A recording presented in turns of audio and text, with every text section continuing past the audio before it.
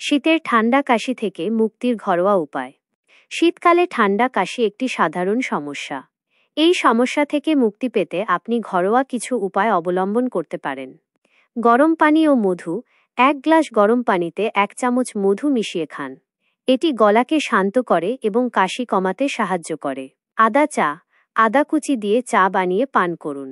আদায় anti inflammatory গুণ রয়েছে যা গলা ব্যথা এবং কাশি কমাতে সহায়তা করে। লেবু ও মধু। 1 গ্লাস গরম পানিতে লেবুর রস এবং মধু মিশিয়ে পান করুন।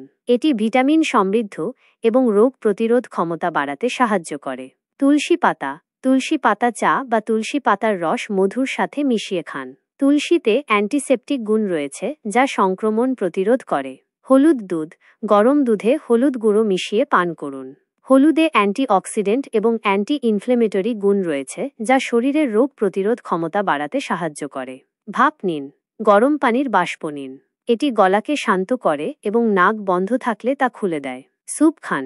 চিকেন স্যুপ বা অন্য কোনো স্যুপ খান। স্যুপ শরীরকে উষ্ণ রাখে এবং গলাকে শান্ত করে। পর্যাপ্ত পরিমাণে পানি পান করুন। শরীরকে হাইড্রেটেড রাখতে পর্যাপ্ত পরিমাণে পানি পান করুন। বিশ্রাম নিন। যথেষ্ট পরিমাণে ঘুম নিন এবং শরীরকে বিশ্রাম দিন। কখন ডাক্তারের পরামর্শ নেবেন?